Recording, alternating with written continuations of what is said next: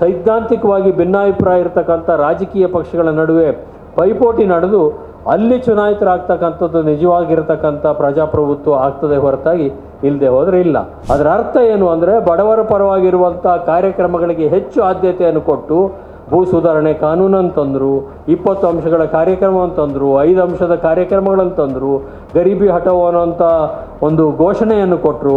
ಹಾಗಾಗಿ ಈ ಟೆಕ್ನಾಲಜಿ ಬಂದಂಥ ಕಾರಣಕ್ಕೋಸ್ಕರ ರಾಜಕೀಯ ಪಕ್ಷಗಳ ಮಧ್ಯೆ ಇದ್ದಂಥ ಸೈದ್ಧಾಂತಿಕವಾದಂಥ ಒಂದು ರೇಖೆಗಳೇನಿದ್ದಾವೆ, ಲಕ್ಷ್ಮಣ ರೇಖೆ ಅಂತ ಕರೀರಿ, ಏನಾದರೂ ಕರೀರಿ, ಈ ಎಡ, ಮಧ್ಯಮ ಮತ್ತು ಬಲ ಅನ್ನೋದು ನನ್ನ ಪ್ರಕಾರ ಬಹುತೇಕ ಅಳಿಸಿ ಹೋಗಿದೆ ಅನ್ನೋದು ನನ್ನ ಅಭಿಪ್ರಾಯ. ಇವತ್ತು ಸಂಪೂರ್ಣವಾಗಿ ಬಲಪಂಥೀಯದ ಕಡೆಗೆ ಹೋಗಿಬಿಟ್ಟಿದೆ. ಅದೀಗ ಯಾವುದೇ ಬಲಪಂಥಿ ಇನ್ಯಾರಿಗೂ ಬಲಕ್ಕೆ ವಾಲ್ಲಿಕ್ಕೆ ಜಾಗ ಇಲ್ಲದಿರೋಷ್ಟು ಮಟ್ಟಿಗೆ BJP ಇವತ್ತು ಬಲಪಂಥಿ ಆಗಿದೆ. ಅವ್ರ ಜೊತೆಗಿರುವಂಥ RSSನವರು ಕೂಡ ಅವರಿಗೆ ಅವರ ಸೂತ್ರಧಾರರಾಗಿರ್ತಕ್ಕಂಥ RSSನವರು ಕೂಡ ಅದನ್ನೇ ಪ್ರತಿಪಾದನೆ ಮಾಡ್ತಾರೆ.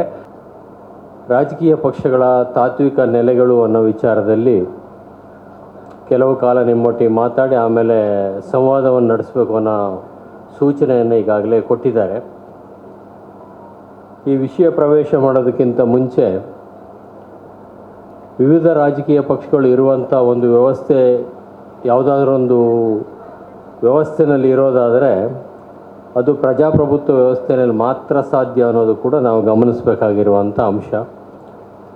ಹಾಗಾಗಿ ಭಾರತ ಸಂಸದೀಯ ಪ್ರಜಾಸತ್ತೆಯನ್ನು ಸ್ವೀಕಾರ ಮಾಡುವಂಥ ಸಂದರ್ಭ ತಾನಾಗಿ ಬಂತೋ ಅಥವಾ ಬುದ್ಧಿಪೂರ್ವಕವಾಗಿ ಸಂಸದೀಯ ಪ್ರಜಾಪ್ರಭುತ್ವವನ್ನು ನಮ್ಮ ಪೂರ್ವಜರು ಆಯ್ಕೆ ಮಾಡಿಕೊಂಡ್ರು ಅನ್ನೋದರ ಬಗ್ಗೆ ಕೆಲವು ಮಾತುಗಳನ್ನ ಹೇಳಿ, ಅದಾದ ನಂತರ ವಿವಿಧ ರಾಜಕೀಯ ಪಕ್ಷಗಳ ತಾತ್ವಿಕ ನೆಲೆಗಳ ಬಗ್ಗೆ ವಿಷಯ ಮಂಡಿಸುವ ಪ್ರಯತ್ನವನ್ನು ನಾನು ಮಾಡ್ತೇನೆ. ಸಂವಿಧಾನ ರಚನೆ ಆಗುವಂಥ ಸಂದರ್ಭದಲ್ಲಿ ಸಂವಿಧಾನ ರಚನಾ ಸಮಿತಿಯ ಸಭೆಯಲ್ಲಿ ಅನೇಕ ವಿಚಾರಗಳು ಚರ್ಚೆ ಆದವು. ಅದರಲ್ಲಿ ಪ್ರಮುಖವಾದಂಥ ವಿಚಾರ ಅಂತೇಳಂದರೆ, ಭಾರತ ಸಂಸದೀಯ ಪ್ರಜಾಪ್ರಭುತ್ವವನ್ನು ಒಪ್ಪಿಕೊಳ್ಳಬೇಕೋ ಅಥವಾ ಅಧ್ಯಕ್ಷೀಯ ಪ್ರಜಾಪ್ರಭುತ್ವದ ಕಡೆಗೆ ಹೋಗಬೇಕು ಅನ್ನೋದ್ರ ಬಗ್ಗೆ ಸುದೀರ್ಘವಾದಂಥ ಚರ್ಚೆ ನಡೀತು. ಭಾಳಷ್ಟು ಜನ ಅದರಲ್ಲಿ ಅಧ್ಯಕ್ಷೀಯ ಪ್ರಜಾಪ್ರಭುತ್ವದ ಪರ ಒಲವಿದ್ದಂಥವರು ಕೂಡ ಇದ್ದರು.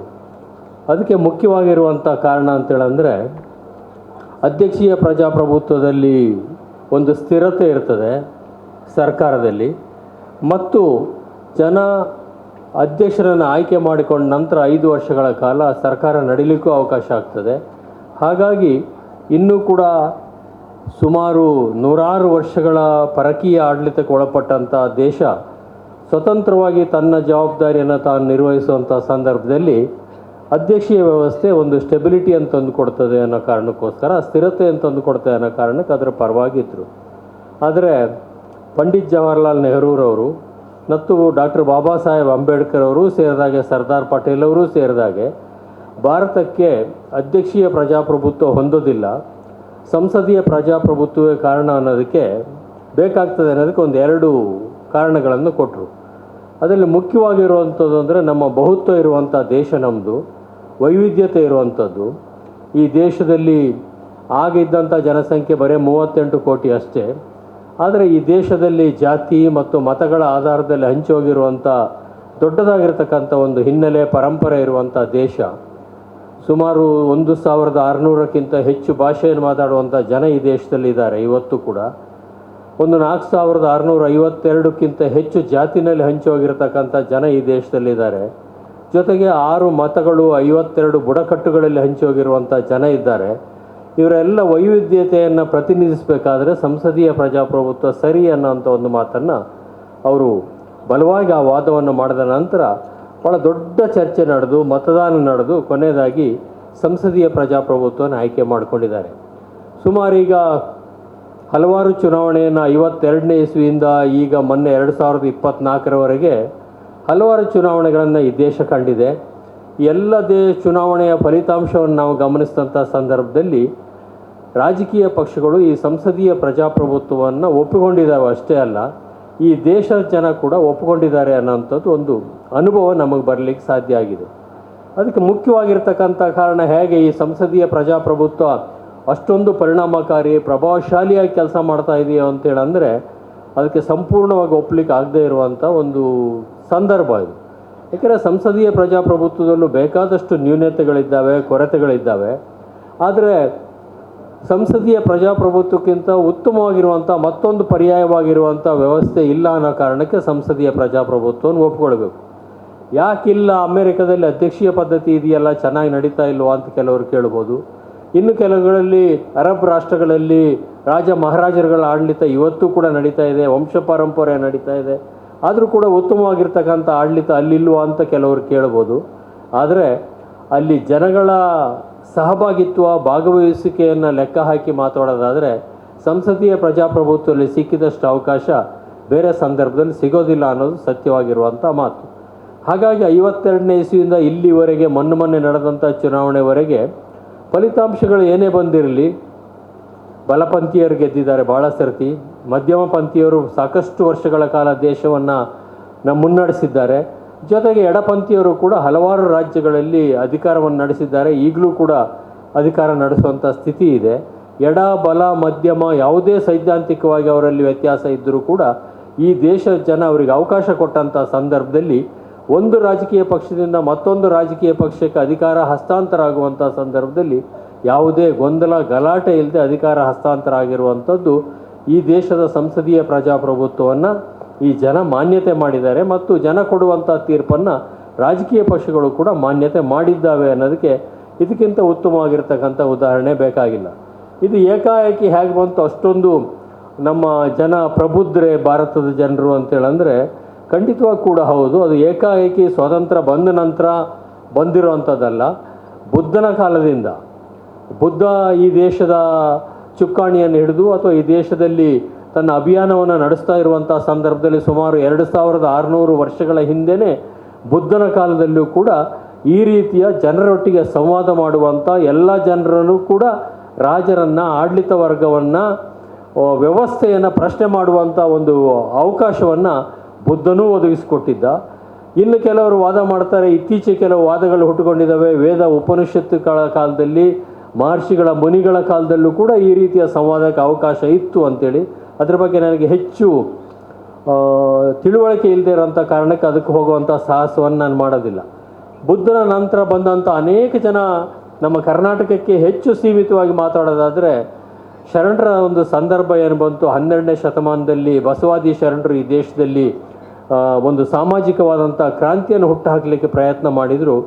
ಆಗಂತೂ ಐತಿಹಾಸಿಕವಾಗಿರುವಂಥ ಅನುಭವ ಮಂಟಪವನ್ನು ನಿರ್ಮಾಣ ಮಾಡಿ ಅಲ್ಲಿ ಮುಕ್ತವಾಗಿರುವಂಥ ಸಂವಾದಕ್ಕೆ, ಚರ್ಚೆಗೆ ಅವಕಾಶ ಮಾಡಿಕೊಟ್ಟಿರುವಂಥದ್ದು ಇತಿಹಾಸದಲ್ಲಿ ದಾಖಲಾಗಿರುವಂಥ ಅಂಶ. ಹಾಗಾಗಿ ಈ ಪ್ರಶ್ನೆ ಮಾಡುವಂಥ ಒಂದು ಮನೋಭಾವ ಈ ಒಂದು ವ್ಯಕ್ತಿಗತವಾಗಿ, ರಕ್ತಗತವಾಗಿ ಭಾರತದಲ್ಲಿ ಬಂದಿದೆ. ಮತ್ತು ಅದಕ್ಕೆ ಉತ್ತರ ಕೊಡುವಂಥ ತಾಳ್ಮೆನೂ ಕೂಡ ಆಡಳಿತ ಯಾರು ವ್ಯವಸ್ಥೆಯ ಮುಖ್ಯಸ್ಥರಾಗಿದ್ದರೂ ಅವರಲ್ಲಿ ಇತ್ತು ಅನ್ನೋದನ್ನು ಗಮನಿಸಿದಂಥ ಸಂದರ್ಭದಲ್ಲಿ ಸಂಸದೀಯ ಪ್ರಜಾಪ್ರಭುತ್ವವನ್ನು ನಾವು ಮನಸ್ಸಾರೆ ಒಪ್ಪಿಕೊಂಡಿದ್ದೇವೆ ಮತ್ತು ಅದನ್ನು ಮುನ್ನಡೆಸುವಂಥದ್ರಲ್ಲಿ ಸಹಭಾಗಿಗಳಾಗಿದ್ದೇವೆ ಅನ್ನೋದು ಮೊದಲನೇ ವಿಷಯವನ್ನು ನಾನು ನಿಮ್ಮ ಮುಂದೆ ಮಂಡಿಸ್ಲಿಕ್ಕೆ ಬಯಸುತ್ತಿರುವಂಥದ್ದು. ಇದರ ಆಧಾರದ ಮೇಲೆ ಒಂದು ಸರ್ತಿ ಸಂಸದೀಯ ಪ್ರಜಾಪ್ರಭುತ್ವವನ್ನು ಒಪ್ಪಿದ ನಂತರ ಒಂದಕ್ಕಿಂತ ಹೆಚ್ಚು ರಾಜಕೀಯ ಪಕ್ಷಗಳು ಇರುವಂಥದ್ದು ಸಹಜ. ನಮ್ಮ ದೇಶದಲ್ಲಿ 7 ರಾಷ್ಟ್ರೀಯ ಪಕ್ಷಗಳಿದ್ದಾವೆ, ಸುಮಾರು ಒಂದು 250ಕ್ಕಿಂತ ಹೆಚ್ಚು ರಾಜ್ಯ ಪಕ್ಷಗಳಿದ್ದಾವೆ, 1500ಕ್ಕಿಂತ ಹೆಚ್ಚು ರಿಜಿಸ್ಟರ್ ಆಗಿರ್ತಕ್ಕಂಥ ರಾಜಕೀಯ ಪಕ್ಷಗಳಿದ್ದಾವೆ. ಅದರಲ್ಲಿ ಸಕ್ರಿಯವಾಗಿ ಚುನಾವಣೆಯಲ್ಲಿ ಭಾಗವಹಿಸುವಂಥ ಪಕ್ಷಗಳು ಕೆಲವು ಮಾತ್ರ. ಉಳಿದಂಥ ರಾಜಕೀಯ ಪಕ್ಷಗಳು ನೋಂದಣಿಯಾಗಿದ್ದಾವೆ. ಅದರ ನೋಂದಣಿ ಮಾಡಲಿಕ್ಕೆ ಸೊಸೈಟಿ ಆ್ಯಕ್ಟ್ ಪ್ರಕಾರ ಯಾರಿಗೆ ಬೇಕಾದರೂ ಅವಕಾಶ ಇರೋ ಕಾರಣಕ್ಕೋಸ್ಕರ ನೋಂದಣಿ ಮಾಡಿಕೊಂಡು ನಮ್ಮದು ಒಂದು ರಾಜಕೀಯ ಪಕ್ಷ ಅಂತ ಹೇಳುವಂಥ ಸಂದರ್ಭ ಈ ದೇಶದಲ್ಲಿದೆ. ಈ ರಾಜಕೀಯ ಪಕ್ಷಗಳಿಗೆ ಒಂದಕ್ಕಿಂತ ಹೆಚ್ಚು ರಾಜಕೀಯ ಪಕ್ಷಗಳು ಇದ್ದಂಥ ಸಂದರ್ಭದಲ್ಲಿ ಆ ರಾಜಕೀಯ ಪಕ್ಷಗಳು ಒಂದೇ ಹಾಕಿರಬಾರ್ದು, ಒಂದಕ್ಕಿಂತ ಹೆಚ್ಚು ಹಾಕಬೇಕು. ಈಗ ಚೈನಾ ದೇಶ ಇದೆ, ರಷ್ಯಾ ದೇಶ ಇದೆ, ಕ್ಯೂಬಾ ಇದೆ, ವಿಯೆಟ್ನಾಂ ಇದೆ. ಇಲ್ಲೆಲ್ಲ ಕಮ್ಯುನಿಸ್ಟ್ ಆಡಳಿತದಲ್ಲಿದ್ದಾವೆ ಇವೆಲ್ಲ. ಇನ್ನು ಕೆಲವು ರಾಷ್ಟ್ರಗಳು ಕಮ್ಯುನಿಸ್ಟ್ ಆಡಳಿತದಲ್ಲಿರ್ಬೋದು. ಅಲ್ಲೆಲ್ಲ ಒಂದೇ ರಾಜಕೀಯ ಪಕ್ಷ ಇದೆ. ಅಲ್ಲಿ ಚುನಾವಣೆಯ ಒಂದು ಪ್ರಕ್ರಿಯೆ ಅಂತ ನಡೆಸ್ತಾರೆ, ಆದರೆ ಒಂದೇ ರಾಜಕೀಯ ಪಕ್ಷದೊಳಗೆ ಚುನಾವಣೆಗಳು ನಡೀತವೆ ಅಥವಾ ಚುನಾವಣೆ ಅನ್ನೋವಂಥ ಒಂದು ಪ್ರಹಸನ ನಡೀತದೆ ಅಲ್ಲೆಲ್ಲವೂ ಕೂಡ. ಆದರೆ ಬಹುಪಕ್ಷೀಯ ವ್ಯವಸ್ಥೆಗೆ ಅಲ್ಲಿ ಅವಕಾಶ ಇಲ್ಲ. ಈ ಕಮ್ಯುನಿಸ್ಟ್ ರಾಷ್ಟ್ರಗಳಲ್ಲಿ ಏಕಪಕ್ಷೀಯ ಅದು ಚೆನ್ನಾಗೇ ನಡೀತಾ ಇದೆಯಲ್ಲ ಅಂತ ನೀವು ಯಾರು ಹೇಳ್ಬೋದು. ಚೈನಾ ದೇಶ ಚೆನ್ನಾಗೇ ಇದೆ, ಪ್ರಪಂಚದ 2ನೇ ದೊಡ್ಡ ಆರ್ಥಿಕ ಶಕ್ತಿ. ವಿಯೆಟ್ನಾಂ ಕೂಡ ಭಾಳ ವೇಗವಾಗಿ ಮುನ್ನಡೀತಾ ಇದೆ. ಕ್ಯೂಬಾ ಮತ್ತು ರಷ್ಯಾಗಳು ಕೂಡ ತಮ್ಮದೇ ಆದಂಥ ಸಾಧನೆಗಳನ್ನು ಮಾಡಿದ್ದಾವೆ. ಯಾಕೆ ಆಗಬಾರ್ದು ಅನ್ನೋ ಪ್ರಶ್ನೆ ಬರ್ಬೋದು.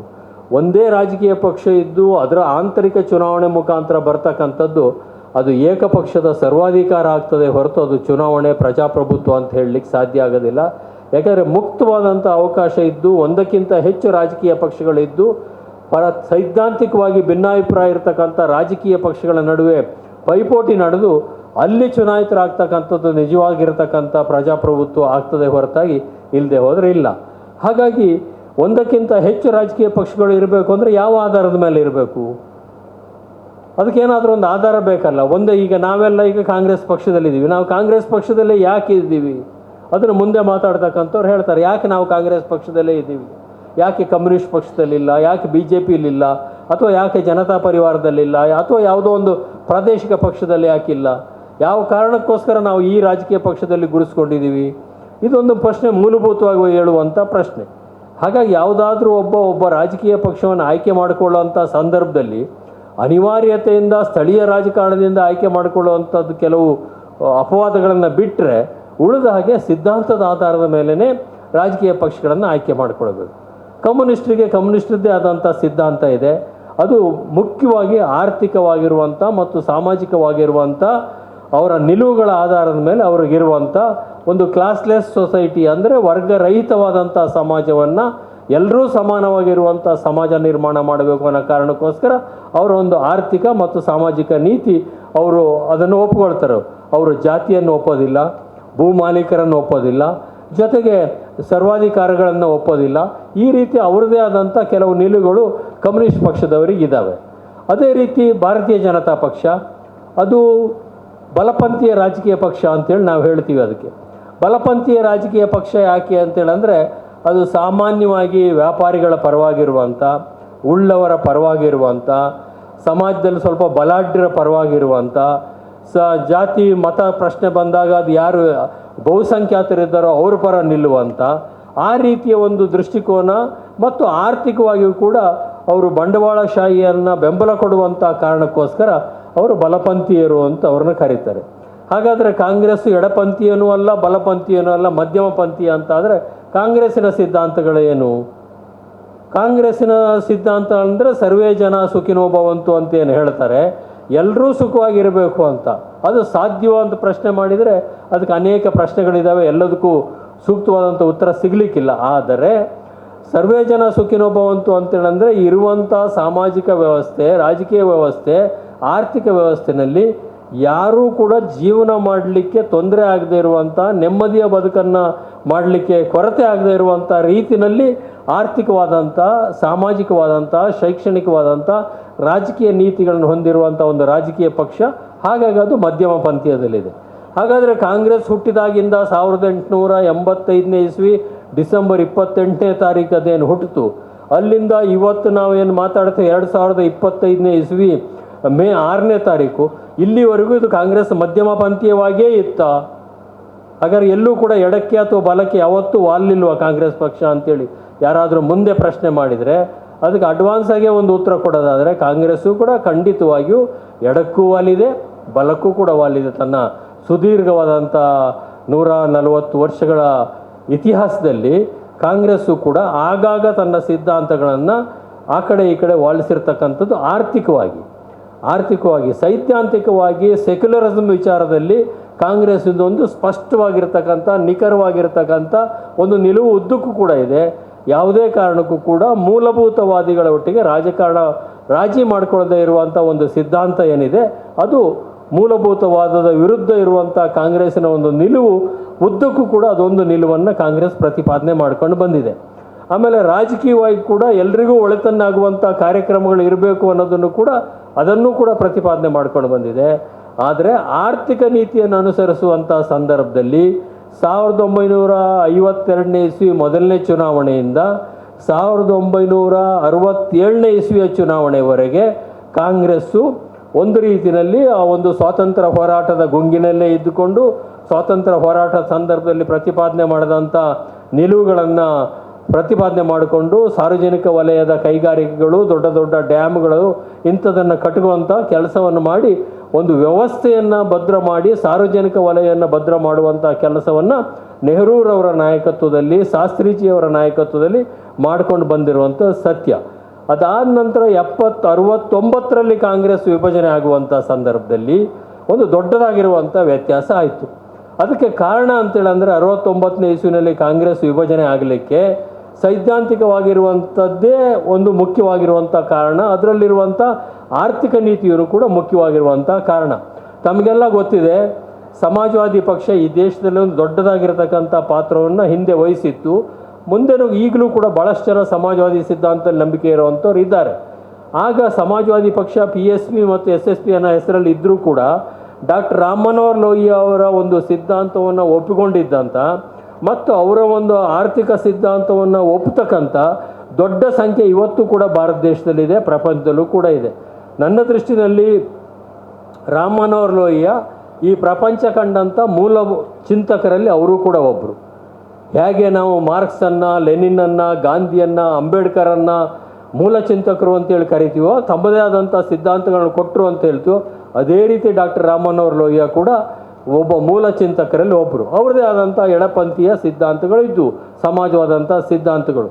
ಅವರ ಪ್ರಭಾವದಲ್ಲಿದ್ದಂಥ ಒಂದು ದೊಡ್ಡ ವರ್ಗ ಅಶೋಕ್ ಮೆಹ್ತಾ ಅವರ ನೇತೃತ್ವದಲ್ಲಿ, ಅದರಲ್ಲಿ ಚಂದ್ರಶೇಖರ್ ಅವರಿದ್ದರು, ರಾಮದನ್ ಅವರಿದ್ದರು, ಕೃಷ್ಣಕಾಂತ್ ಅವರಿದ್ದರು, ಮತ್ತು ಇನ್ನು ಅನೇಕ ಜನ, ಮೋಹನ್ ದಾರಿಯಾ ಅವರವರಿದ್ದರು. ಇನ್ನು ಅನೇಕ ಜನ ಭಾರತ ಮಟ್ಟದಲ್ಲಿ, ಕರ್ನಾಟಕದಲ್ಲಿ KH ರಂಗನಾಥ್ ಅವರು, HM ಕೃಷ್ಣರವರು, ಇಂಥ ಅನೇಕ ಜನ ಸಮಾಜವಾದಿಗಳಾಗಿ ಏನು ಗುರುಸ್ಕೊಂಡಿದ್ರು. ಇವರೆಲ್ಲ ಕೂಡ 69ರಲ್ಲಿ ಕಾಂಗ್ರೆಸ್ ಪಕ್ಷದ ಮುಖ್ಯವಾಹಿನಿಗೆ ಬಂದರು. ಅದೇ ಸಂದರ್ಭದಲ್ಲಿ ಕಮ್ಯುನಿಸ್ಟ್ ಪಕ್ಷದ ನಾಯಕರಾಗಿದ್ದಂಥ ಚಂದ್ರಜಿತ್ ಯಾದವ್ ಅವರು ಕೂಡ ಕಾಂಗ್ರೆಸ್ ಪಕ್ಷದ ಮುಖ್ಯವಾಹಿನಿಗೆ ಬಂದರು. ಇದರೆಲ್ಲರ ಪರಿಣಾಮ ಏನಾಯಿತು ಅಂದರೆ, ಕಾಂಗ್ರೆಸ್ಸಿನಲ್ಲಿ ಇದ್ದಂಥ ಅನೇಕ ಜನ ಹಿರಿಯ ತಲೆಗಳು, ಅದು ಮೊರಾರ್ಜಿ ಭಾಯ್ ದೇಸಾಯಿ ಅವರು ಇರ್ಬೋದು, ಸಿದ್ದವನಹಳ್ಳಿ ನಿಜಲಿಂಗಪ್ಪನವರು ಇರ್ಬೋದು, ಇಂಥ ಅವರ ನೇತೃತ್ವದಲ್ಲಿದ್ದಂಥ ಒಂದು ದೊಡ್ಡದಾಗಿರ್ತಕ್ಕಂಥ ತಂಡ ಏನಿತ್ತು ಕಾಂಗ್ರೆಸ್ಸಿನ ನಾಯಕರುಗಳು, ಅವರನ್ನು ಯಥಾಸ್ಥಿತಿವಾದಿಗಳು ಅಂತೇಳಿ ಇವರು ಯಾವುದೇ ಬದಲಾವಣೆಗೆ ಒಪ್ಪದೇ ಇರೋವಂಥವ್ರು ಇವರು ಅನ್ನೋ ಕಾರಣಕ್ಕೋಸ್ಕರ ಅವರ ವಿರುದ್ಧವಾಗಿ ಒಂದು ಆರ್ಥಿಕವಾದಂಥ ಕ್ರಾಂತಿಯನ್ನೇ ಉಂಟು ಮಾಡುವಂಥ ಸಮಾಜವಾದಿಗಳು ದೊಡ್ಡ ಪ್ರಮಾಣದಲ್ಲಿ ಕಾಂಗ್ರೆಸ್ಸಿಗೆ ಬಂದಂಥ ಕಾರಣಕ್ಕೆ, ಇಂದಿರಾ ಗಾಂಧಿಯವರ ಬೆಂಬಲಕ್ಕೆ ನಿಂತಂಥ ಕಾರಣಕ್ಕೆ ಕಾಂಗ್ರೆಸ್ ಇಬ್ಬಾಗ ಆಯಿತು ಬೆಂಗಳೂರಿನಲ್ಲಿ, ಲಾಲ್ಬಾಗ್ನಲ್ಲಿ. ಅದಾದ ನಂತರ ಇಂದಿರಾ ಗಾಂಧಿಯವರು ಕಾಂಗ್ರೆಸ್ಸನ್ನು ಸ್ವಲ್ಪ ಎಡಕ್ಕೆ ವಾಲಿಸಿದರು. ಅದರ ಅರ್ಥ ಏನು ಅಂದರೆ, ಬಡವರ ಪರವಾಗಿರುವಂಥ ಕಾರ್ಯಕ್ರಮಗಳಿಗೆ ಹೆಚ್ಚು ಆದ್ಯತೆಯನ್ನು ಕೊಟ್ಟು ಭೂ ಸುಧಾರಣೆ ಕಾನೂನನ್ನು ತಂದರು, 20 ಅಂಶಗಳ ಕಾರ್ಯಕ್ರಮವನ್ನು ತಂದರು, 5 ಅಂಶದ ಕಾರ್ಯಕ್ರಮಗಳನ್ನು ತಂದರು, ಗರೀಬಿ ಹಠಾವೋ ಅನ್ನೋಂಥ ಒಂದು ಘೋಷಣೆಯನ್ನು ಕೊಟ್ಟರು. ಹಾಗಾಗಿ ಬಡವ ಕೇಂದ್ರಿತವಾಗಿರುವಂಥ, ಬದುಕು ಕೇಂದ್ರಿತವಾಗಿರುವಂಥ ಒಂದು ರಾಜಕಾರಣವನ್ನು ಇಂದಿರಾ ಗಾಂಧಿಯವರು ಪ್ರಾರಂಭ 71ರಲ್ಲಿ ಏನು ಮಾಡಿದರು, ಅದಕ್ಕೊಂದು ದೊಡ್ಡ ಪ್ರಮಾಣದಲ್ಲಿ ಜನಾಭಿಪ್ರಾಯ ದೇಶದಲ್ಲಿ ಸಿಗಲಿಕ್ಕೆ ಸಾಧ್ಯ ಆಯಿತು ಮತ್ತು ಜನಾಭಿಪ್ರಾಯ ಅವರ ಪರವಾಗಿಯೂ ಸಿಕ್ತು.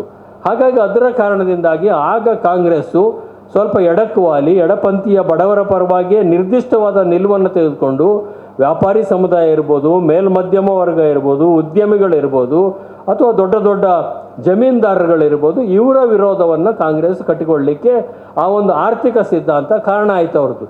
ಅವರ 20 ಅಂಶದ ಕಾರ್ಯಕ್ರಮ ಮತ್ತು ಇವೆಲ್ಲವೂ ಕಾರಣದಿಂದಾಗಿ ಅನೇಕ ಸುಧಾರಣೆಗಳನ್ನು ತಂದರು. ಅವೆಲ್ಲವೂ ಹೇಳುವಷ್ಟು ಸಮಯ ಎಲ್ಲ ನಿಮಗೆಲ್ಲ ಗೊತ್ತಿದೆ, ಅದನ್ನು ನೀವು ರೆಫರ್ ಮಾಡಬೇಕು.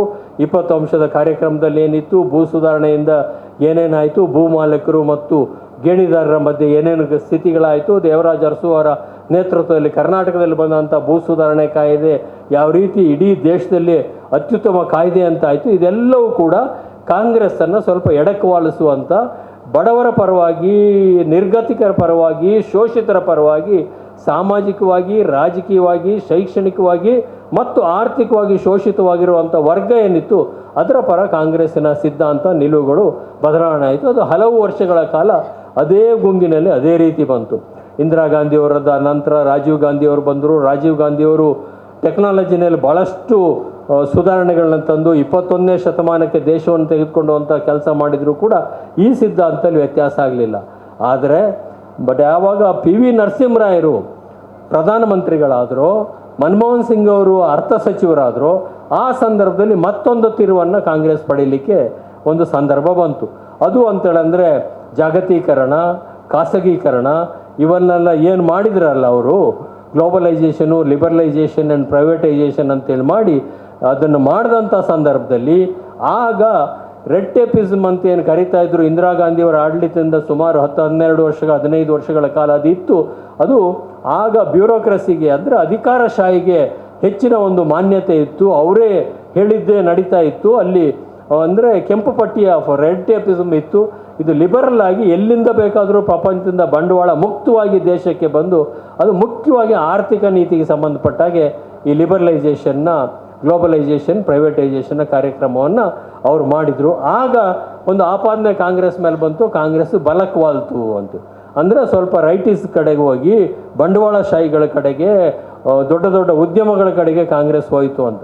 ಆ ಆರೋಪದಲ್ಲಿ ಸತ್ಯಾಸತ್ಯತೆ ಏನೇ ಇರಲಿ ಅದನ್ನ ವಿಶ್ಲೇಷಣೆ ಮಾಡಲಿಕ್ಕೆ ಅವಕಾಶ ಇದ್ದೇ ಇರ್ತದೆ ಉದ್ದಕ್ಕೂ. ಅವತ್ತಿಂದ ಇವತ್ತಿನವರೆಗೆ ಅದು ಸರಿಯೋ ತಪ್ಪೋ ಅನ್ನೋ ವಿಚಾರದಲ್ಲಿ ವಿಶ್ಲೇಷಣೆ ನಡೀತಲೇ ಇದೆ. ಅದು ಎಲ್ಲ ಕಡೆಯೂ ಕೂಡ ನಡೀತದೆ. ಅದರಿಂದ ಅನೇಕ ಒಳ್ಳೆಯದೂ ಆಗಿದೆ, ಅನೇಕ ರೀತಿಯ ಸವಾಲುಗಳು ಎದುರಾಗಿದ್ದಾವೆ. ತಪ್ಪು ಅಂತ ನಾನು ಹೇಳೋದಿಲ್ಲ, ಸವಾಲುಗಳು ಕೂಡ ಎದುರಾಗಿದೆ. ಅದರಿಂದಾಗಿ ಈ ದೇಶದಲ್ಲಿ ಬಂಡವಾಳ ಹೂಡಿಕೆಗೆ ಅವಕಾಶ ಆಯಿತು.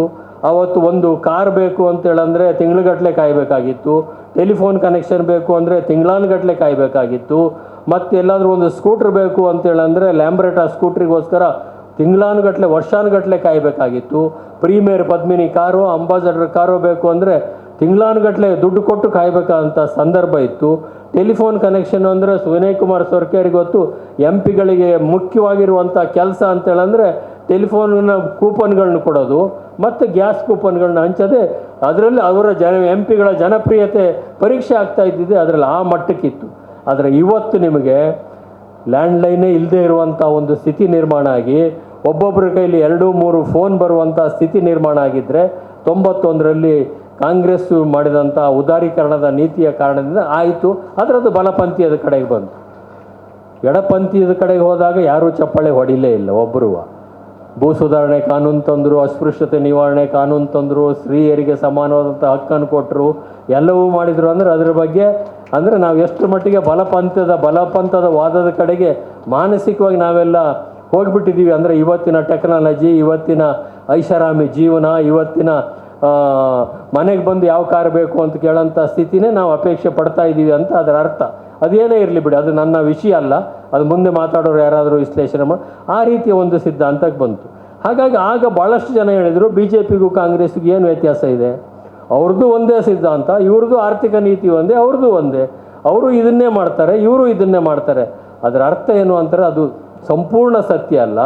ಇಡೀ ಪ್ರಪಂಚದಲ್ಲಿ ಎಲ್ಲವೂ ಕಡೆ ಒಂದು ಮುಕ್ತ ಮಾರುಕಟ್ಟೆ ಪ್ರಾರಂಭ ಆದ ನಂತರ ಎಲ್ಲ ಗಡಿ ರೇಖೆಗಳು ಅಳಿಸೋದು ಅಂಥೇಳಿ ಒಂದು ಟೆಕ್ನಾಲಜಿ ಬಂದ ನಂತರ, ತಂತ್ರಜ್ಞಾನ ಬಂದ ನಂತರ, ಈ ಎಲ್ಲ ಟೆಕ್ನಾಲಜಿಕಲ್ ರೆವಲ್ಯೂಷನ್ ಆದ ನಂತರ ನಿಮಗೊಂದು ಮೊಬೈಲ್ ಫೋನ್ನಲ್ಲೇ ಇಡೀ ಪ್ರಪಂಚದಲ್ಲಿ ಆಗ್ತಕ್ಕಂಥ ಎಲ್ಲ ವಿಷಯಗಳು ಕೆಲವೇ ಸೆಕೆಂಡ್ಗಳಲ್ಲಿ ಗೊತ್ತಾಗುವಂಥ ಸ್ಥಿತಿ ಬಂದ ನಂತರ, ಕೂತಲ್ಲೇ ನಿಮಗೆ ಯಾವ ಊರಿಗೆ ಬೇಕಾದ್ರೂ ಹೋಗೋದಾದ್ರೆ ಪರಿಚಯದವ್ರನ್ನ ಹುಡುಕಬೇಕಾದಂಥ ಒಂದು ಕಾಲ ಇತ್ತು. ಆದರೆ ಇವತ್ತೇನು ಬೇಕಾಗಿಲ್ಲ, ಗೂಗಲ್ ಒಂದು ನಿಮ್ಮ ಹತ್ರಕ್ಕೆ ಹೋದರೆ ಯಾವ ಊರಿಗೆ ಎಲ್ಲಿಗೆ ಹೋಗ್ಬೇಕಾದ್ರೆ ಎಲ್ಲಿಗೆ ತಲುಪಬೇಕು ಅಲ್ಲಿ ತಲುಪಿಸ್ತಕ್ಕಂಥ ಕೆಲಸವನ್ನು ಟೆಕ್ನಾಲಜಿ ಇವತ್ತು ಮಾಡ್ತಾ ಇದೆ. ಹಾಗಾಗಿ ಈ ಟೆಕ್ನಾಲಜಿ ಬಂದಂಥ ಕಾರಣಕ್ಕೋಸ್ಕರ ರಾಜಕೀಯ ಪಕ್ಷಗಳ ಮಧ್ಯೆ ಇದ್ದಂಥ ಸೈದ್ಧಾಂತಿಕವಾದಂಥ ಒಂದು ರೇಖೆಗಳೇನಿದ್ದಾವೆ, ಲಕ್ಷ್ಮಣ ರೇಖೆ ಅಂತ ಕರೀರಿ, ಏನಾದರೂ ಕರೀರಿ, ಈ ಎಡ, ಮಧ್ಯಮ ಮತ್ತು ಬಲ ಅನ್ನೋದು ನನ್ನ ಪ್ರಕಾರ ಬಹುತೇಕ ಅಳಿಸಿ ಹೋಗಿದೆ ಅನ್ನೋದು ನನ್ನ ಅಭಿಪ್ರಾಯ ಇವತ್ತು. ಹಾಗಾಗಿ ಆ ವಿಚಾರದಲ್ಲಿ, ಆರ್ಥಿಕ ನೀತಿ ವಿಚಾರದಲ್ಲಿ ಯಾವುದೇ ರೀತಿಯ ದೊಡ್ಡದಾಗಿರ್ತಕ್ಕಂಥ ಒಂದು ವ್ಯತ್ಯಾಸಗಳಿದ್ದಾವೆ ಅಂತ ನನಗನ್ಸೋದಿಲ್ಲ. ಯಾಕೆ ಕಮ್ಯುನಿಸ್ಟ್ರು ಇದ್ದಾರಲ್ಲ ಅಂತ ಯಾರಾದರೂ ಕೇಳ್ಬೋದು. ಕಮ್ಯುನಿಸ್ಟ್ರು ಇದ್ದಾರೆ, ಆದರೆ ಕಮ್ಯುನಿಸ್ಟ್ರು ಚೈನಾ ದೇಶದ ಅವರು ಮ್ಯಾನುಫ್ಯಾಕ್ಚರ್ ಮಾಡ್ತಕ್ಕಂಥ ಪ್ರಾಡಕ್ಟ್ಸ್ಗಳನ್ನ ನೀವು ನೋಡಿದರೆ ಇವತ್ತು ಅಮೇರಿಕಾಕ್ಕಿಂತ ಮುಂಚೆ ಅಥವಾ ಯುರೋಪಿಗಿಂತ ಮುಂಚೆ ಅವರು ಮ್ಯಾನುಫ್ಯಾಕ್ಚರ್ ಮಾಡ್ತಾರೆ. ನಾವೀಗ 5G ಕೊಡ್ತೇವೆ ಮೊಬೈಲ್ ಫೋನ್ನಲ್ಲಿ ಅಂತ ಓಡಾಡ್ತಾ ಇರುವಂಥ ಸಂದರ್ಭದಲ್ಲಿ ಅವರು 10G ಆಗಲೇ ಬಿಟ್ಟಾಗಿದೆ ಪ್ರಪಂಚಕ್ಕೆ. ಈ ಥರದ ಅನೇಕ ಬೆಳವಣಿಗೆಗಳಲ್ಲಿ ಅವರು ಕೂಡ ಇವತ್ತು ಕಮ್ಯುನಿಸ್ಟ್ ಹೆಸರಲ್ಲಿರ್ತಕ್ಕಂಥ ಒಂದು ಬಂಡವಾಳಶಾಹಿ ದೇಶ ಆಗಿದೆಯೇ ಹೊರತಾಗಿ ಅದು ನಿಜವಾಗಿ ಆರ್ಥಿಕವಾಗಿ ಒಂದು ಕಮ್ಯುನಿಸ್ಟ್ ದೇಶವಾಗಿ ಚೀನಾ ದೇಶ ಆಗಲಿ ಬೇರೆ ಯಾರೂ ಕೂಡ ಉಳಿದಿಲ್ಲ ಅನ್ನೋದು ಅಷ್ಟೇ ಸತ್ಯವಾಗಿರ್ತಕ್ಕಂಥ ಮಾತು. ಹಾಗಾಗಿ ಈ ಮಧ್ಯಮ ಪಂಥೀಯವಾಗಿದ್ದಂಥ ಕಾಂಗ್ರೆಸ್ ಪಕ್ಷ ಆಯಾ ಸಂದರ್ಭಕ್ಕೆ ಅಥವಾ ಪ್ರಪಂಚದಲ್ಲಿ ಆಗ್ತಾ ಇದ್ದಂಥ ಆರ್ಥಿಕ ಮತ್ತು ಸಾಮಾಜಿಕ ಬೆಳವಣಿಗೆ ಹಿನ್ನೆಲೆಯಲ್ಲಿ ನಿರ್ಧಾರ ತೆಗೆದುಕೊಂಡಂಥ ಕಾರಣಕ್ಕೆ ಸ್ವಲ್ಪ ಬಲಕ್ಕೆ ಬಂತು ಅಂತೇಳಿ. ಇದರಲ್ಲಿ ಏನಾಯಿತು ಅಂತೇಳಂದರೆ ಸನ್ಮಾನ್ಯ ಡಾಕ್ಟರ್ ಮನಮೋಹನ್ ಸಿಂಗ್ ಅವರೇ ಪ್ರಧಾನಮಂತ್ರಿ ಆದಂಥ ಸಂದರ್ಭದಲ್ಲಿ ಅವರಿಗೆ ಒಂದು ಸವಾಲು ಎದುರುಗಡೆ ಆಯಿತು. ಅವರು ಯಾವಾಗ ಇದನ್ನು ಪ್ರತಿಪಾದನೆ ಮಾಡಲಿಕ್ಕೆ ಸರ್ ಮಾಡಿದ್ರು, ಬಿ ಜೆ ಪಿಯವರು ಅದನ್ನೇ ಪ್ರತಿಪಾದನೆ ಮಾಡಿದರು. ಅಟಲ್ಜಿಯವರ ನೇತೃತ್ವದಲ್ಲಿದ್ದಂಥ ಸರ್ಕಾರ ಅದನ್ನೇ ಪ್ರತಿಪಾದನೆ ಮಾಡ್ತು. ಅವರು 5-6 ವರ್ಷ ಪ್ರಧಾನಮಂತ್ರಿಗಳಾಗಿದ್ದಂಥ ಸಂದರ್ಭದಲ್ಲಿ ಅದಕ್ಕೂ ಇದಕ್ಕೂ ಏನು ವ್ಯತ್ಯಾಸ ಇದೆ ಅಂತ ಗೊತ್ತಾದಾಗ ಆಗ ತಕ್ಷಣ ಏನು ಮಾಡಿದರು ಕಾಂಗ್ರೆಸ್ ಪಕ್ಷದವರು 2014ರ ಚುನಾವಣೆಗಿಂತ ಸುಮಾರು 1 ವರ್ಷ ಮುಂಚಿನಿಂದ ಮತ್ತೆ ಇಂದಿರಾ ಗಾಂಧಿಯ ಒಂದು ಕಾಲದ ಸ್ಥಿತಿಗೆ ವಾಪಸ್ ಹೋಗ್ತಕ್ಕಂಥ ಪ್ರಯತ್ನವನ್ನು ಮಾಡಿದರು. ರೈಟ್ ಟು ಎಜುಕೇಷನ್ ತಂದರು, ರೈಟ್ ಟು ವರ್ಕ್ ತಂದರು, ರೈಟ್ ಟು ಫುಡ್ ತಂದರು, ಸ್ಟ್ರೀಟ್ ಇದರಲ್ಲಿ ಬೀದಿ ವ್ಯಾಪಾರಿಗಳನ್ನ ರಕ್ಷಣೆ ಮಾಡ್ತಕ್ಕಂಥ ಕೆಲಸಕ್ಕೆ ಹೋದರು. ಫಾರೆಸ್ಟ್ ಡ್ವೆಲ್ಲರ್ಸ್ ರೈಟನ್ನು ಕೊಡ್ಲಿಕ್ಕೆ ಪ್ರಯತ್ನ ಮಾಡಿದರು. ಅರಣ್ಯದಲ್ಲಿ ವಾಸ ಮಾಡ್ತಕ್ಕಂಥ ಜನಗಳಿಗೆ ಹಕ್ಕು ಕೊಡ್ಲಿಕ್ಕೆ ಮತ್ತೆ ಬಡವರ ಕಡೆಗೆ, ಶೋಷಿತ ವರ್ಗದ ಕಡೆಗೆ ಮತ್ತೆ ಹೋಗುವಂಥ ಪ್ರಯತ್ನ ಮಾಡಿದರು. ಆಗೇನಾಯಿತು, ಒಂದು ಕಡೆ ಮಧ್ಯಮ ವರ್ಗದ ವಿಶ್ವಾಸವನ್ನು ಗೆದ್ದಿದ್ವಿ, ಮಧ್ಯಮ ವರ್ಗ ನಮ್ಮ ಪರವಾಗಿ ಬಲವಾಗಿ ನಿಂತಿತ್ತು. ಆಗ ಪುನಃ ನಾವು ಯಾವಾಗ ಬಡವರ್ಗದ ಕಡೆಗೆ 1 ವರ್ಷ ಚುನಾವಣೆ ಇದ್ದಾಗ ಹೋಗ್ಲಿಕ್ಕೆ ಪ್ರಾರಂಭ ಮಾಡಿದ್ವು, ಅದರ ಫಲಿತಾಂಶ ಬರೋದ್ರೊಳಗೆ ಚುನಾವಣೆ ಬಂದು ಹೋಯಿತು. ಹಾಗಾಗಿ ನಾವು ಎಡಪಂಥೀಯರು ಆಗಲಿಲ್ಲ, ಬಲಪಂಥೀಯರು ಆಗಲಿಲ್ಲ, ಮಧ್ಯಮ ಪಂಥೀಯರಾಗಿ ಉಳಿಲಿಲ್ಲ. ಹಾಗಾಗಿ 2014ರ ಫಲಿತಾಂಶ ಏನಾಯಿತು ಅನ್ನೋದು ಇತಿಹಾಸದಲ್ಲಿ ಸೇರೋಗ್ಬಿಟ್ಟಿದೆ. ಹಾಗಾಗಿ ಆ ಒಂದು ಗೊಂದಲದಿಂದ ಇನ್ನೂ ನಾವು ಹೊರಗೆ ಬಂದಿದ್ದೀವೋ ಇಲ್ಲವೋ ಅನ್ನೋದು ಇನ್ನೂ ಒಂದು ಪ್ರಶ್ನೆಯಾಗೇ ಉಳಿದಿದೆ. ನನ್ನ ಪ್ರಕಾರ ಆ ಗೊಂದಲದಿಂದ ಇನ್ನೂ ಕೂಡ ನಾವು ಹೊರಗೆ ಬಂದಿಲ್ಲ.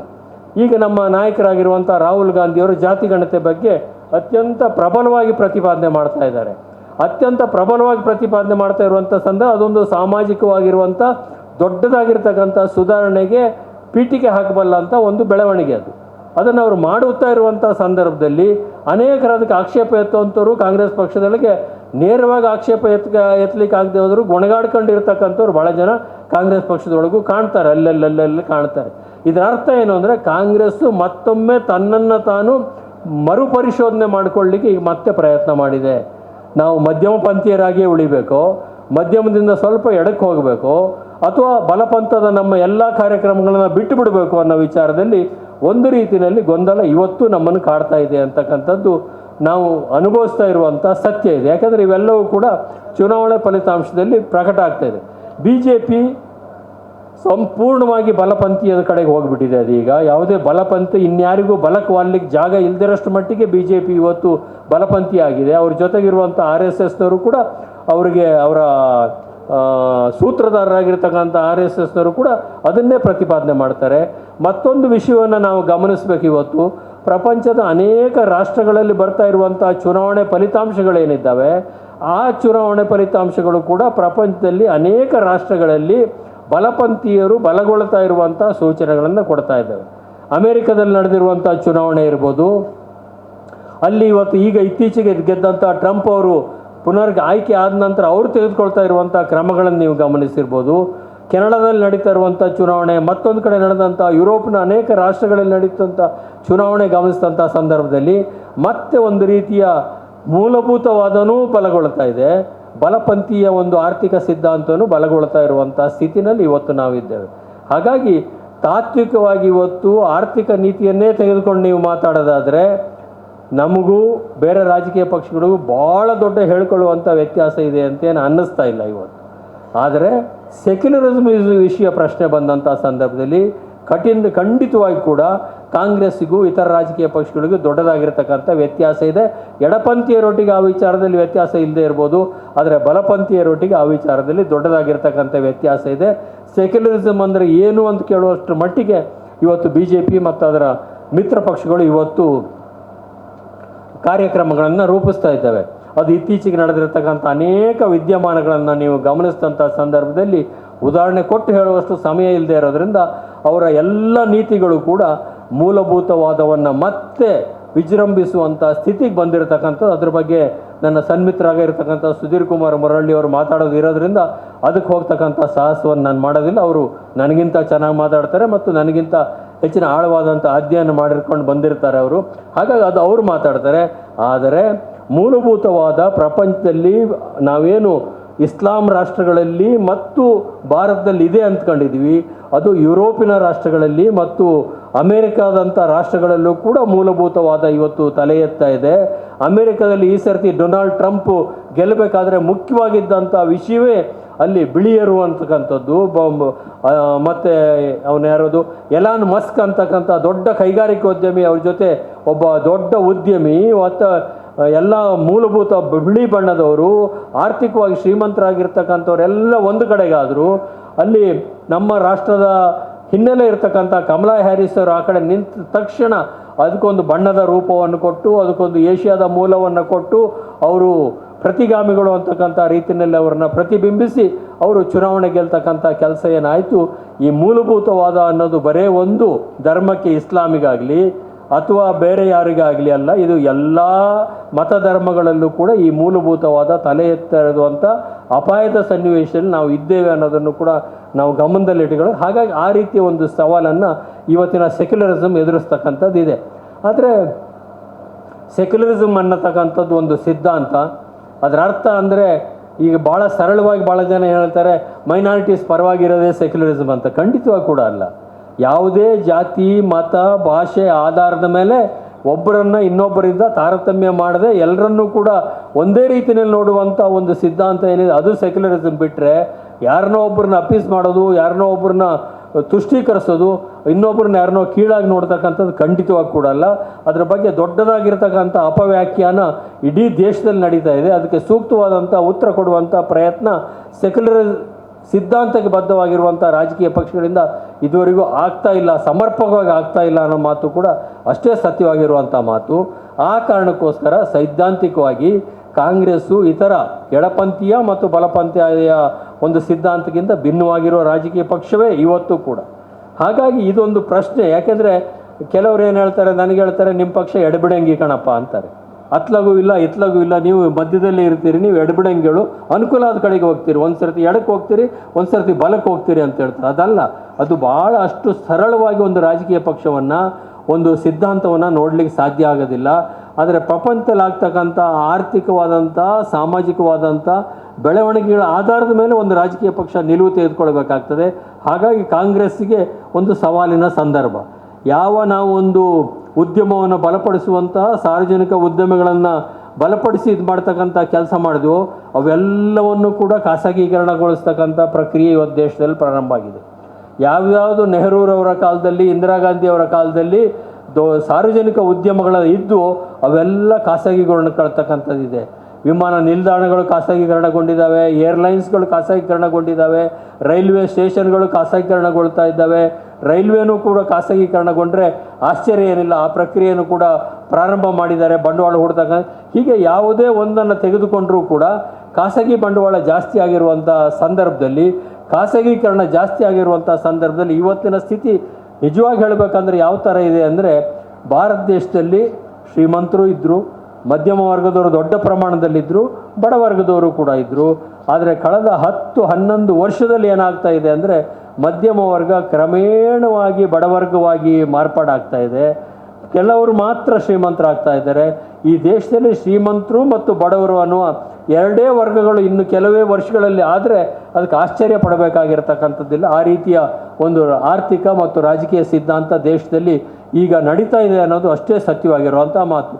ಈ ಪ್ರಚಾರ ಸಮಿತಿಯಲ್ಲಿ ಮುಖ್ಯವಾಗಿ ನೀವೆಲ್ಲ ಕೂಡ ಮುಖಂಡರುಗಳೇ ಇಲ್ಲಿ ಸೇರಿರುವಂಥ ಕಾರಣಕ್ಕೋಸ್ಕರ ಇದನ್ನು ಇಷ್ಟೆಲ್ಲ ಉದ್ದವಾಗಿ ಜನಗಳ ಮುಂದೆ ತಗೊಂಡು ಹೋದರೆ ಅವ್ರು ಯಾರೂ ಕೇಳೋಷ್ಟು ಸಮಾಧಾನವೂ ಇರೋದಿಲ್ಲ, ಅರ್ಥವೂ ಆಗೋದಿಲ್ಲ. ಕಾರಣ ಅಂತ ಅಂದರೆ ಇವತ್ತು ರಾಜಕಾರಣ ಬದುಕು ಮತ್ತು ಭಾವನೆಗಳ ಮಧ್ಯೆ ರಾಜಕಾರಣ ನಡೀತಾ ಇದೆ. ಇವತ್ತು ಬದುಕಿನ ರಾಜಕಾರಣ ಮಾಡ್ತಕ್ಕಂಥದ್ದು ಭಾಳ ಕಷ್ಟಕರವಾಗಿರುವಂಥ ಕೆಲಸ.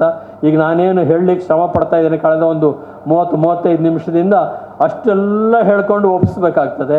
ಅಷ್ಟೊತ್ತಿಗೆ ಅವನಿಗೆ ಸಮಾಧಾನ ಇರೋದಿಲ್ಲ ಎದುರುಗಡೆ ಇರೋನಿಗೆ.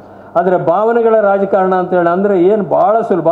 ನೋಡು, ನಿನಗೆ ಅವನಿಂದ ಅಪಾಯ ಇದೆ, ಅವ್ರ ಜನಸಂಖ್ಯೆ ಏರ್ತಾ ಇದೆ, ನಿಮ್ಮ ಜನಸಂಖ್ಯೆ ಕಡಿಮೆ ಆಗ್ತಾ ಇದೆ, ನೀನು ಶಾಲೆಯಲ್ಲಿ ಹೋದ್ರೆ ಹಾಗಾಗ್ತದೆ ಹೀಗಾಗ್ತದೆ ಅಂತ ಹೇಳಿದ ತಕ್ಷಣ ಹೌದಾ ಅಂತ ಒಂದು ಪ್ರಶ್ನೆ ತಲೆಗೆ ಒಂದು ಹುಳ ಬಿಟ್ಟುಬಿಟ್ರೆ ಮುಗ್ದೋಯ್ತು. ಅಲ್ಲಿಗೆ ರಾಜಕಾರಣ ಅವ್ರದ್ದು ಆಗೋಯ್ತು, ಓಟ್ ಬಂದಾಯಿತು. ವಿಶೇಷವಾಗಿ ನಮ್ಮ ಮಲೆನಾಡು ಕರಾವಳಿ ಭಾಗದಲ್ಲಿ ಅದರಷ್ಟು ಹಾವಳಿ ಮಾಡ್ತಕ್ಕಂಥದ್ದು ಮತ್ತು ಯಾವುದೂ ಕೂಡ ಇಲ್ಲ. ಆ ಥರದ್ದಿದೆ. ಹಾಗಾಗಿ ನಮ್ಮ ಮುಂದೆ ಇವತ್ತಿರುವಂಥ ಸವಾಲು ಅಂದರೆ ಈ ಭಾವನಾತ್ಮಕವಾದಂಥ ಮೂಲಭೂತ ರಾಜಕಾರಣವನ್ನು, ಭಾವನೆಗಳನ್ನು ಕೆರಳಿಸೋದ್ರ ಮುಖಾಂತರ ಏನು ಮಾಡ್ತಾ ಇದ್ದಾರೆ ಅದನ್ನು ಒಂದು ಸವಾಲಾಗಿ ಸ್ವೀಕಾರ ಮಾಡಿ ಬದುಕಿನ ರಾಜಕಾರಣಕ್ಕೆ ಮತ್ತೆ ಮಾನ್ಯತೆ ಸಿಗುವಂಥ ಒಂದು ರೀತಿಯಲ್ಲಿ ನಾವು ನಮ್ಮ ನಿಲುವುಗಳನ್ನು ರೂಪಿಸಬೇಕಾಗ್ತದೆ, ನಮ್ಮ ವಾದವನ್ನು ಮಂಡಿಸಬೇಕಾಗ್ತದೆ. ಮತ್ತು ಎಡಪಂಥೀಯರು ಪ್ರಸ್ತುತರೋ ಅಪ್ರಸ್ತುತರೋ ಅನ್ನೋ ಚರ್ಚೆ ನಡೀತಾ ಇದೆ. ಅದಕ್ಕೆ ಮುಖ್ಯವಾಗಿರುವಂಥ ಕಾರಣ ಅಂತೇಳಂದರೆ ಭಾರತ ದೇಶದಲ್ಲಿ ಕಮ್ಯುನಿಸ್ಟ್ ಪಕ್ಷಗಳು ಚುನಾವಣೆ ಗೆಲ್ಲಲಿಕ್ಕೆ ಸಾಧ್ಯ ಆಗದೇ ಇರುವಂಥ ಸ್ಥಿತಿ ಪಶ್ಚಿಮ ಬಂಗಾಳದಲ್ಲಿ ಮತ್ತು ತ್ರಿಪುರದಲ್ಲಿ ಬಂದಿದೆ. ಕೇರಳ ಒಂದು ರಾಜ್ಯದಲ್ಲಿ ಚುನಾವಣೆ ಗೆಲ್ತಾ ಇದ್ದಾರೆ. ಭಾಳಷ್ಟು ರಾಜ್ಯಗಳಲ್ಲಿ ಅವರ ಶಕ್ತಿ ಕುಂತಾ ಇದೆ. ಕಾರಣ ಅಂತೇಳಂದರೆ ಅವರೇನು ಕ್ಲಾಸ್ ಸ್ಟ್ರಗಲ್ ಅಂತ ಮಾಡಬೇಕು ಅಂತಿದ್ದಾರೆ. ಆ ಒಂದು ಕ್ಲಾಸ್ ಸ್ಟ್ರಗಲ್ ಆಗುವಂಥ ಸ್ಥಿತಿನೇ ಇಲ್ಲ. ಆ ಕ್ಲಾಸ್ಗಳೇ ಈಗ ಒಂದು ರೀತಿಯ ಎಲ್ಲೂ ಕೂಡ ಕಾಣದೇ ಇರುವಂಥ ಸ್ಥಿತಿ, ಬಡ ಮಧ್ಯಮ ಮತ್ತು ಶ್ರೀಮಂತ ವರ್ಗ ಅನ್ನೋದು ಅದು ಇಲ್ಲದೆ ಇರುವಂಥ ಬಡವರಿಗೆ ಯಾವ ರೀತಿಯ ಸ್ಥಿತಿಯನ್ನು ತಂದಿಟ್ಟಿದ್ದಾರೆ ದೇಶ ಆಳ್ತಾ ಇರೋರು ಅಂದರೆ, ಯಾವುದಾದ್ರೂ ಇಂಥ ವಿಚಾರಗಳ ಬಗ್ಗೆ ಯೋಚನೆ ಮಾಡಲಿಕ್ಕೆ ಸಮಯನೇ ಸಿಗದೆ ಇರೋಷ್ಟು ಮಟ್ಟಿಗೆ ಅವರನ್ನು ಬ್ಯುಸಿಯಾಗಿಡ್ತಾರೆ. ಯಾಕೆಂದರೆ ಆರ್ಥಿಕವಾದಂಥ ತೊಂದರೆ ಇಷ್ಟು ದೊಡ್ಡ ಪ್ರಮಾಣದಲ್ಲಿ ಇದೆ ದೇಶದಲ್ಲಿ ಅಂತೇಳಂದರೆ ಅದರಿಂದ ಹೊರಗೆ ಹೋಗಿ ಬೇರೆ ಯೋಚನೆ ಮಾಡಲಿಕ್ಕೆ ಸಾಧ್ಯ ಇಲ್ಲ, ಅಂಥ ಸ್ಥಿತಿ ಇದೆ. ಆ ಕಾರಣಕ್ಕೋಸ್ಕರ ಇವತ್ತು ನಾವು ಈ ಮೂರು ರಾಜಕೀಯ ಪಕ್ಷಗಳ ಮಧ್ಯೆ ಅಥವಾ ಮೂರು ಸಿದ್ಧಾಂತಗಳ ಮಧ್ಯೆ ಆಯ್ಕೆ ಮಾಡಿಕೊಳ್ಬೇಕಾದಾಗ ನಮ್ಮೆಲ್ಲರ ಕಾಂಗ್ರೆಸ್ಸಿಗರ ಆಯ್ಕೆ ಏನಿದೆ ಮಧ್ಯಮ ಪಂಥ, ಇದು ಸರಿಯಾಗೇ ಇದೆ. ಸಮಯಕ್ಕೆ ಸಂದರ್ಭಕ್ಕೆ ಪ್ರಪಂಚ ಹೋಗುವಂಥ ಸಂದರ್ಭವನ್ನು ನೋಡಿಕೊಂಡು ನಾವು ಕೆಲವು ಸರ್ತಿ ಬಲಗಡೆ ಹೋಗುವಂಥ ಕೆಲವು ನಿರ್ಧಾರ ಬೆಂಬಲ ಕೊಡಬೇಕಾಗ್ತದೆ. ಖಾಸಗಿ ಉದ್ಯಮಗಳಿಗೆ ಮತ್ತೊಂದಕ್ಕೆ ಕೊಡಬೇಕಾಗ್ತದೆ. ಯಾಕೆಂದರೆ ಇವತ್ತು ITBT ಸೆಕ್ಟರ್ ಅಂತ ಏನಿದೆ ಅದು ನಮ್ಮ ಕಾಲದಲ್ಲೇ ಕಾಂಗ್ರೆಸ್ನವ್ರ ಕಾಲದಲ್ಲೇ ಇಷ್ಟು ದೊಡ್ಡ ಪ್ರಮಾಣದಲ್ಲಿ ಬೆಳೆದು ದೊಡ್ಡ ಒಂದು ಉದ್ಯಮವಾಗಿ ಬೆಳೆದಿರುವಂಥದ್ದು. ಅದರಿಂದ ನಮ್ಮ ಕೋಟ್ಯಾಂತರ ಮಕ್ಕಳಿಗೆ ಕೆಲಸ ಸಿಕ್ಕುವಂಥದ್ದಕ್ಕೆ ಸಾಧ್ಯತೆ ಆಗಿದೆ. ಅದರ ಜೊತೆಗೆ ಬಡವರ ಪರವಾಗಿರ್ತಕ್ಕಂಥ ರೈಟ್ ಟು ಇನ್ಫಾರ್ಮೇಷನ್ ಇರ್ಬೋದು, ರೈಟ್ ಟು ಎಜುಕೇಷನ್ ಇರ್ಬೋದು, ರೈಟ್ ಟು ವರ್ಕ್ ಇರ್ಬೋದು, ಫಾರೆಸ್ಟ್ ಡೆವಲಪ್ಸ್ ಆ್ಯಕ್ಟ್ಗಳಿರ್ಬೋದು, ಆಮೇಲೆ ರೈಟ್ ಟು ಎಜುಕೇಷನ್ ಇರ್ಬೋದು, ಇವೆಲ್ಲವೂ ಕೂಡ ಆಗಲೇಬೇಕಾದಂಥ ಕೆಲಸಗಳು. ಹಾಗಾಗಿ ಈ ಇಡೀ ಸಮುದಾಯವನ್ನು ಎಡ ಬಲ ಮತ್ತು ಮಧ್ಯಮ ಅನ್ನೋದನ್ನು ವಿಂಗಡಿಸದೆ ಈ ರೀತಿಯ ಸಿದ್ಧಾಂತಗಳನ್ನ ಮಾಡೋದ್ರ ಮುಖಾಂತರನೇ ಈ ರೀತಿ ಸಿದ್ಧಾಂತಗಳಲ್ಲಿ ಹೋಗ್ತಕ್ಕಂಥದ್ದೇ ಸರಿ. ಆದರೆ ಇದು ಇವತ್ತು ದೇಶದಲ್ಲಿ ಅದನ್ನು ಒಪ್ತಕ್ಕಂಥವರ ಸಂಖ್ಯೆ ಕಡಿಮೆ ಆಗಿರೋದ್ರಿಂದ ಈಗಿರುವಂಥ ಜವಾಬ್ದಾರಿ ಅಂದರೆ ಎಲ್ಲರಿಗಿಂತ ಹೆಚ್ಚಾಗಿ ಪ್ರಚಾರದ ಜವಾಬ್ದಾರಿಯನ್ನು ವಹಿಸ್ಕೊಂಡಿರ್ತಕ್ಕಂಥವ್ರ ಮೇಲೇ ದೊಡ್ಡದಾಗಿರ್ತಕ್ಕಂಥ ಒಂದು ಜವಾಬ್ದಾರಿ ಇದೆ. ಅದನ್ನು ನಿರ್ವಹಿಸಲಿಕ್ಕೆ ತಾವೆಲ್ಲ ಕೂಡ ಸಮರ್ಥರಿದ್ದೀರಿ ಅಂತೇಳಿ ನಾನಾದರೂ ಕೂಡ ಭಾವಿಸ್ಕೊಂಡಿದ್ದೇನೆ. 2 ಗಂಟೆಗೆ ಸರಿಯಾಗಿ ಊಟದ ವಿರಾಮ ಕೊಡ್ತಾರೆ ಅಂತ ಅಂದ್ಕೊಂಡಿದ್ದೀನಿ. ಹಾಗಾಗಿ ಇನ್ನು 2 ನಿಮಿಷದಲ್ಲಿ ನನ್ನ ಮಾತನ್ನು ಮುಗಿಸ್ತೇನೆ. ಈ ಕಾರಣಕ್ಕೋಸ್ಕರ ಎಡ ಬಲ ಮತ್ತು ಮಧ್ಯಮ ಒಂದು ಸಿದ್ಧಾಂತ ಜೊತೆಗೆ ಅದಕ್ಕಿಂತ ಮುಖ್ಯವಾಗಿರ್ತಕ್ಕಂಥ ಸವಾಲನ್ನು ಎದುರಿಸ್ತಾ ಇರತಕ್ಕಂಥದ್ದು ನಾವು ಅಂತೇಳಂದರೆ ಸೆಕ್ಯುಲರಿಸಮ್ಗೆ ಸಂಬಂಧಪಟ್ಟಂಥ ದೊಡ್ಡ ಸವಾಲನ್ನು ಎದುರಿಸ್ತಾ ಇದ್ದೀವಿ. ಸೆಕ್ಯುಲರಿಸಮ್ ಅಂತಕ್ಕಂಥದ್ದು ಲೇವಡಿಯ ವಿಷಯ ಆಗಿದೆ ಇವತ್ತು. ಆದರೆ ಅದು ಅದರಷ್ಟು ಗಂಭೀರವಾಗಿರ್ತಕ್ಕಂಥ ಆ ಸೆಕ್ಯುಲರಿಸಮನ್ನು ನಾವು ಪ್ರತಿಪಾದನೆ ಮಾಡದೆ ಹೋದರೆ, ಅದರ ಪ್ರಕಾರ ನಾವು ನಡ್ಕೊಳ್ಳದೆ ಹೋದರೆ ಈ ದೇಶಕ್ಕೆ ಭವಿಷ್ಯ ಇಲ್ಲ. ಕಾರಣ ಅಂತೇಳಂದರೆ ಈ ದೇಶದಲ್ಲಿರುವಂಥ ವಿವಿಧ ಜನಸಂಖ್ಯೆಗಳನ್ನು ಇನ್ನೇನು ಸೆಂಟ್ರಲ್ ಗೌರ್ಮೆಂಟ್ನವರು ಕ್ಯಾಸ್ಟ್ ಸೆನ್ಸಸ್ ಅನೌನ್ಸ್ ಮಾಡಿದ್ದಾರೆ. ಇನ್ನು 1 ವರ್ಷ 1.5 ವರ್ಷದಲ್ಲಿ ಸಂಪೂರ್ಣವಾಗಿರ್ತಕ್ಕಂಥ ಚಿತ್ರಣ ಎಲ್ಲರ ಮುಂದೆ ಬರ್ತದೆ. ಯಾವ ಜಾತಿಯವರು, ಯಾವ ಮತದವರು, ಯಾವ ವರ್ಗದವರು, ಎಷ್ಟು ಜನ ಇದ್ದಾರೆ ಅಂತ. ಆಗ ವರ್ಗ ಎಷ್ಟಿದೆ, ಜಾತಿ ಎಷ್ಟಿದೆ, ಮತಗಳು ಎಷ್ಟಿದ್ದಾವೆ, ಯಾರ್ಯಾರು ಎಷ್ಟೆಷ್ಟಿದ್ದಾರೆ ಅಂತ ಗೊತ್ತಾಗ್ತದೆ. ಹಾಗಾಗಿ ಭಾವನಾತ್ಮಕ ಎಲ್ಲದಕ್ಕೂ ಒಂದು ಮಿತಿ ಇದೆ. ಈ ಭಾವನಾತ್ಮಕ ರಾಜಕಾರಣಕ್ಕೂ ನನ್ನ ಪ್ರಕಾರ ಅದು ಅಂತಿಮ ಹಂತವನ್ನು ತಲುಪಿದೆ ಅಂತ ನನಗೆ ಅನ್ನಿಸ್ತದೆ. ಈಗ ಕಳೆದ ಲೋಕಸಭಾ ಚುನಾವಣೆಯ ಫಲಿತಾಂಶ ನೋಡಿದಂಥ ಸಂದರ್ಭದಲ್ಲಿ ನಾವು ಇನ್ನೊಂದಷ್ಟು ಎಚ್ಚರಿಕೆಯಿಂದ ಕಾರ್ಯನಿರ್ವಹಿಸಿದರೆ ನಾವು ಕರ್ನಾಟಕ ಅಷ್ಟೇ ಅಲ್ಲ ಇಡೀ ಭಾರತ ದೇಶದಲ್ಲಿ ಇನ್ನೂ ಕೆಲವು ಸೀಟುಗಳನ್ನ ಗೆಲ್ಲಲಿಕ್ಕೆ ಸಾಧ್ಯ ಇತ್ತು. ಯಾವುದೇ ಒಂದು ಗುಂಪಿಗೆ ಅಥವಾ ಪಕ್ಷಕ್ಕೆ ಬಹುಮತ ಬಾರದೇ ಇರುವಂಥ ಪಕ್ಷಕ್ಕೆ ಯಾವುದಕ್ಕೂ ಬರಲಿಲ್ಲ, ಆದರೆ ಗ್ರೂಪಿಗೂ ಬಹುಮತ ಬಾರದೇ ಇರುವಂಥ ಸ್ಥಿತಿ ನಿರ್ಮಾಣ ಆಗ್ತಾ ಇತ್ತು. ಆದರೆ ಮುಂದಿನ ಚುನಾವಣೆ ಒಳಗೆ ಸಾಕಷ್ಟು ಬೆಳವಣಿಗೆಗಳಾಗ್ತವೆ. ಸೆನ್ಸಸ್ ಆಗ್ತದೆ, ಡಿಲಿಮಿಟೇಷನ್ ಕಾನ್ಸ್ಟಿಟ್ಯೂನ್ಸಿಗಳಾಗ್ತವೆ, ವುಮನ್ ರಿಸರ್ವೇಷನ್ 100ಕ್ಕೆ 100 ಜಾರಿಗೆ ಬರ್ತದೆ. ಹೆಣ್ಮಕ್ಳಾದರೂ ನೆಗಾಡ್ಬೋದಲ್ಲ, 100ಕ್ಕೆ 100 ವುಮನ್ ರಿಸರ್ವೇಷನ್ ಜಾರಿಗೆ ಬರ್ತದೆ. ಉಳಿದಾಗೆ 1 ನೇಷನ್ 1 ಎಲೆಕ್ಷನ್ ಒಂದು ಆಗ್ತದೋ ಇಲ್ಲೋ ಗೊತ್ತಿಲ್ಲ. ಯಾಕೆಂದರೆ ಅದಕ್ಕೆ ಭಾಳಷ್ಟು ಸಂವಿಧಾನ ತಿದ್ದುಪಡಿಗಳಾಗಬೇಕು, ಅದಷ್ಟು ಸುಲಭದ್ದಲ್ಲ. ಇವು 3 ಅಂತೂ ಆಗ್ತವೆ. ಆ ಸಂದರ್ಭದಲ್ಲಿ ಯಾವುದಾಗದೆ ಹೋದರೂ ಕೂಡ ಸೆನ್ಸಸ್ಸು, ಡಿಲಿಮಿಟೇಷನ್ನು, ವುಮನ್ ರಿಸರ್ವೇಷನ್ 3 2028ರ ಚುನಾವಣೆಗೆ ಆಗ್ತದೆ. ನಮ್ಮ ಕೂತಿರ್ತಕ್ಕಂಥರಲ್ಲಿ ಅನೇಕ ಜನ ವಿಧಾನಸಭೆಗೆ ಮೆಟ್ಲತ್ತುವಂಥ ಭಾಗ್ಯ ಸಿಕ್ಕಿದ್ರು, ಅವಕಾಶ ಸಿಕ್ಕಿದ್ರೂ ಸಿಗ್ಬೋದು. 75 ಜನ ಹೆಣ್ಣುಮಕ್ಕಳು ಈಗಿರುವಷ್ಟೇ ಸೀಟ್ ಆದರೆ 75 ಜನ ಹೆಣ್ಣುಮಕ್ಕಳು ವಿಧಾನಸಭೆ ಒಳಗೆ ಇರಲೇಬೇಕಾದಂಥ ಕಾನೂನು. ಪಾರ್ಲಿಮೆಂಟಲ್ಲೂ ಕೂಡ 545ಕ್ಕೆ ಸುಮಾರು 150ರಿಂದ 160 ಜನ ಹೆಣ್ಣುಮಕ್ಕಳು ಪಾರ್ಲಿಮೆಂಟ್ ಒಳಗೆ ಇರಬೇಕಂತ ಸಂದರ್ಭ. ಇನ್ನೇನಾದರೂ ಡಿಲಿಮಿಟೇಷನ್ ಆಗಿ ಕಾನ್ಸ್ಟಿಟ್ಯೂನ್ಸಿಗಳೇ ಜಾಸ್ತಿ ಆದರೆ 100 ಜನ ಹೆಣ್ಣುಮಕ್ಕಳು, 300 ಸೀಟ್ ಏನಾರು ಆದರೆ 100 ಜನ ಹೆಣ್ಣುಮಕ್ಕಳು ವಿಧಾನಸಭೆಗೆ ಬರುವಂಥ ಸಂದರ್ಭ. ಹಾಗಾಗಿ ಎಲ್ರಿಗಿಂತ ದೊಡ್ಡದಾಗಿರ್ತಕ್ಕಂಥ ಅವಕಾಶ ಮತ್ತು ಸವಾಲಿರೋದು ಹೆಣ್ಣುಮಕ್ಕಳಿಗೆ. ಪ್ರಚಾರ ಸಮಿತಿಯವರಿಗೂ ಕೂಡ ಅಟ್ಲೀಸ್ಟ್ 75 ಸೀಟು ಅಂದರೆ 75 ಸೀಟು ಸಮರ್ಥರನ್ನು ಯಾವುದು 75 ಸೀಟು ರಿಸರ್ವ್ ಆಗ್ತದೆ ಅಂತ ಈಗಲೇ ಹೇಳೋಕ್ಕಾಗೋದಿಲ್ಲ, ಕೊನೆಯ ಕ್ಷಣದಲ್ಲಿ ಮಾಡ್ತಾರೆ ದೇಶದಲ್ಲಿ ಅಧಿಕಾರದಲ್ಲಿರೋರು. ಹಾಗಾಗಿ ಅದೇನು ಅಷ್ಟು ಸುಲಭವಾಗಿರ್ತಕ್ಕಂಥದ್ದು ಈ ಸವಾಲನ್ನು ಸ್ವೀಕಾರ ಮಾಡಬೇಕು. ಅದು ಕೂಡ ಒಂದು ಸೈದ್ಧಾಂತಿಕವಾಗಿರ್ತಕ್ಕಂಥ ಸಂಘರ್ಷನೇ. ಹೆಣ್ಣು ಮಕ್ಕಳಿಗೆ ಸಮಾನವಾದಂಥ ಅವಕಾಶ ಇರಬೇಕು, ಹಕ್ಕಿರಬೇಕು ಅನ್ನೋದನ್ನು ಕೊಟ್ಟಿದ್ದು ಕಾಂಗ್ರೆಸ್ ಪಕ್ಷ. ಚುನಾವಣೆಯಲ್ಲಿ ಕೊಟ್ಟಿದ್ದು ಕಾಂಗ್ರೆಸ್ ಪಕ್ಷ ಸ್ಥಳೀಯ ಸಂಸ್ಥೆಗಳಲ್ಲಿ. ಈಗ ವಿಧಾನಸಭೆ ಮತ್ತು ಲೋಕಸಭೆಗೆ ಅದು ವಿಸ್ತಾರ ಆಗ್ತಾ ಇದೆ. ಹಾಗೆ ಎಲ್ಲ ಸವಾಲುಗಳನ್ನು ತಾವು ಗಮನದಲ್ಲಿಟ್ಕೊಂಡು ಈ ಸೈದ್ಧಾಂತಿಕವಾಗಿರ್ತಕ್ಕಂಥ ಒಂದು ರೇಖೆಗಳು ವಿವಿಧ ಎಡ ಬಲ ಮತ್ತು ಮಧ್ಯಮದ ಮಧ್ಯೆ ಅಳಿಸಿ ಹೋಗಿದೆ.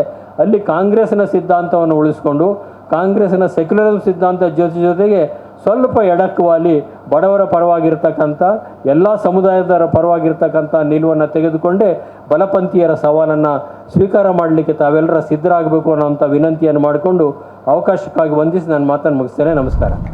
ಮತ್ತಷ್ಟು ವಿಶೇಷ ವಿಡಿಯೋಗಳನ್ನು ನೋಡಲು ಮತ್ತು ಹೊಸ ವಿಡಿಯೋಗಳ ಬಗ್ಗೆ ತಿಳಿಯಲು ಈ ದಿನ .com ಯೂಟ್ಯೂಬ್ ಚಾನೆಲ್ ಸಬ್ಸ್ಕ್ರೈಬ್ ಮಾಡಿ ಮತ್ತು ಬೆಲ್ ಐಕಾನ್ ಕ್ಲಿಕ್ ಮಾಡಿ.